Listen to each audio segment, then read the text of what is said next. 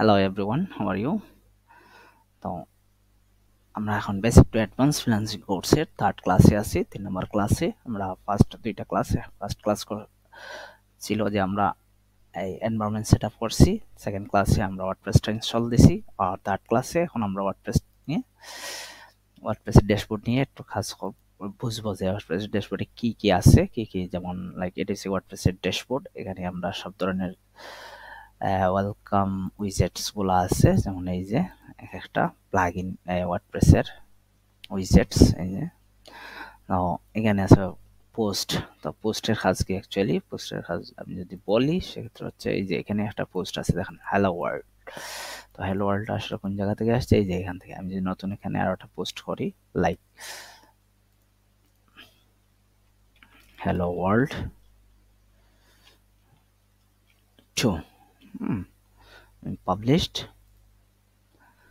তাহলে এখানে দেখেন যে দুইটা পোস্ট আছে, হচ্ছে হ্যালো ওয়ার্ল্ড 2 আর হচ্ছে হ্যালো ওয়ার্ল্ড। তো এইভাবে আসলে পোস্টের কাজটা হচ্ছে এটা যে একটা পোস্ট, এটা একটা পোস্টের মধ্যে কি আছে? ক্যাটাগরিজ আছে, ক্যাটাগরি ওয়াইজ আছে। Like new category, add category দিলাম। দেন ক্যাটাগরি আমি যদি আবার পোস্টে যাই, সাপোজ এটাকে কুইক এডিটে যাই, কুইক এডিটে গিয়ে নিউ ক্যাটাগরিটা অ্যাড করে দিই।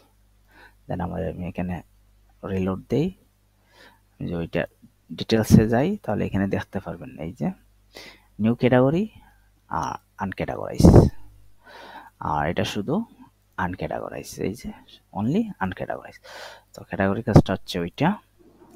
দেন মিডিয়া আছে, যেগুলো আমরা আসলে ইমেজ বা ভিডিও ফাইলস এগুলো আমরা অ্যাড করবো এখানে। দেন পেজেস আছে, পেজেসগুলো হচ্ছে এই যে এখানে দেখেন যেটা স্যাম্পল নামে একটা পেজ আছে, স্যাম্পল পেজ। তো এখান থেকে আপনারা পেজ ক্রিয়েট করতে পারবেন, like add new page click দিবেন।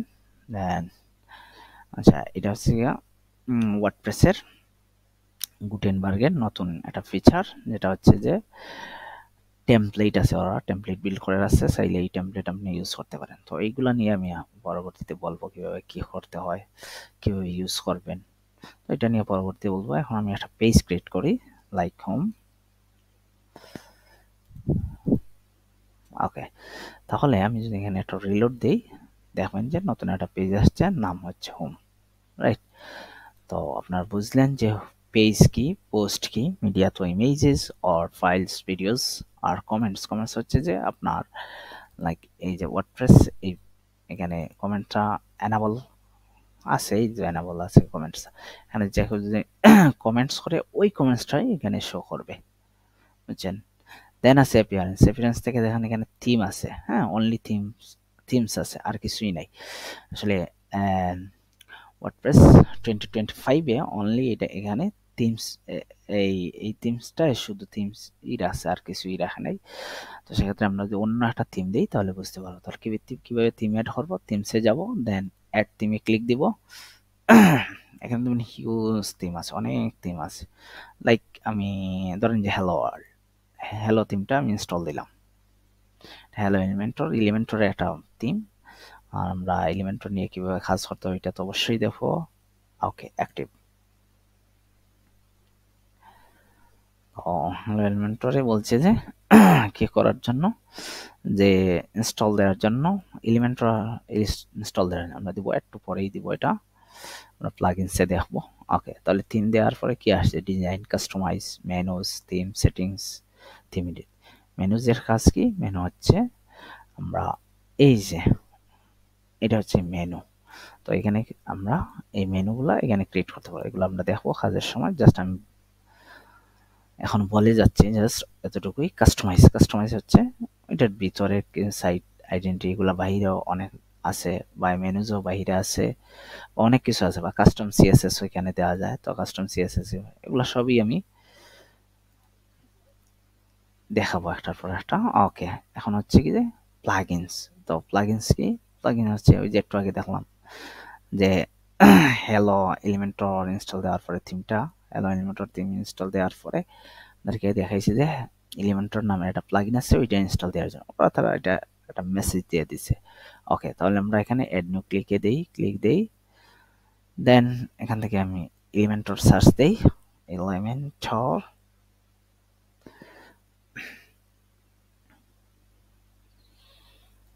এই যে এলিমেন্টর চলে আসছে, আমি এখানে ইনস্টল দিয়ে দিই।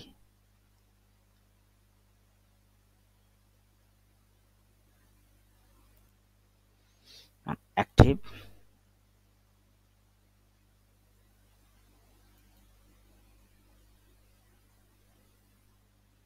তাহলে এলিমেন্টর অ্যাক্টিভ হয়ে গেল। এলিমেন্টর ওয়েবসাইটে নিয়ে গেছে, এলিমেন্টর প্রোটা কানেক্ট দেওয়ার জন্য, বা এখানে অ্যাকাউন্ট ক্রিয়েট করে ওইটা। তো আমরা এটা করব না এখন, জাস্ট স্কিপ করে যাব, আমরা ডব্লিউপি অ্যাডমিনে ফিরে আসব।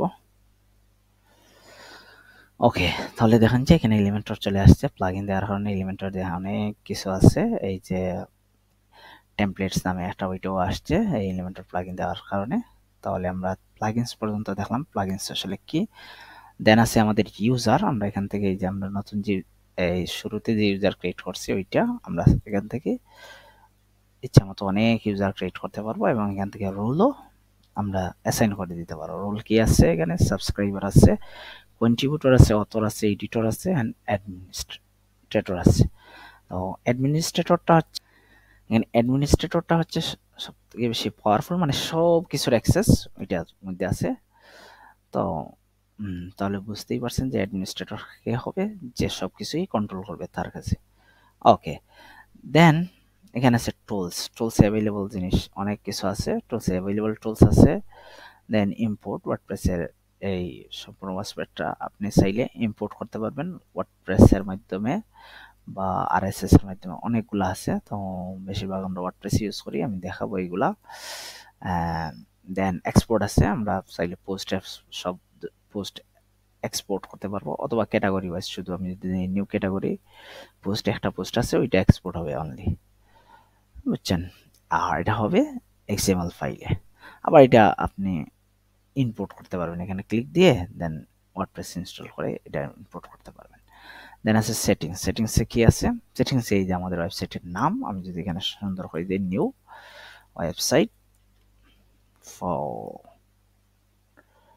আচ্ছা একটাই থাকুক, ট্যাগলাইন এখানে এখানে হচ্ছে সাইট আইকন, যে কোনো কিছু দিতে পারেন। দেন এখানে সেভ, এখানে যে রাইটিং এর একটা অপশন আছে, এখানে দেখেন যে ইমেল আছে, এই যে মেল সার্ভার আছে, লগইন নেম আছে, পাসওয়ার্ড আছে, এগুলো আর কাজও বলবো আমি। রিডিং আছে, ওকে রিডিং এর মধ্যে আপনি মানে হোম পেজ কোন, মানে স্ট্যাটিক পেজ থেকে হোম পেজটা সিলেক্ট করে দিতে পারেন। যে এখন দেখেন যে আমি যখন দিতেছি এখানে যাই, দেখুন যে এখানে হ্যালো ওয়ার্ল্ড আসতেছে, মানে বাই ডিফল্ট ভাবে ব্লগ পেজ সিলেক্ট থাকে। আমি যদি এখানে ক্লিক, এখানে আমরা স্ট্যাটিক পেজ যেমন লাইক হোম পেজ সিলেক্ট করে দিতে পারবো। এখানে দেখেন যে আপনারা যে বাই ডিফল্ট ব্লগ পেজ আছে এখানে, যেমন হ্যালো ওয়ার্ল্ড তো এগুলো ব্লগ পেজ। তো আমি যদি হোম পেজ দিয়ে দিই, এখানে সেভ দিয়ে দিই, দেন এখানে যদি আমি একটা রিলোড দিই, দেখেন যে হোম পেজটাই সিলেক্ট হয়ে গেছে। তো এখান থেকে আমরা হোম পেজ কি হবে ওইটা সিলেক্ট করে দিতে পারি, যে ফার্স্ট ইউআরএল এর কি, মানে আমাদের রুট ইউআরএল এ কি হবে, কোন পেজটা দেখাবে, ওই পেজ আমরা এই জায়গা থেকে সিলেক্ট করে দিতে পারি। দেন ইম্পর্টেন্ট হচ্ছে এই যে পারমালিঙ্কসে কিভাবে ইউআরএলটা কিভাবে হবে ওইটা দেওয়া আছে, যেমন এখানে প্লেন আছে, নেম দিয়ে দেওয়া যায় মেথড।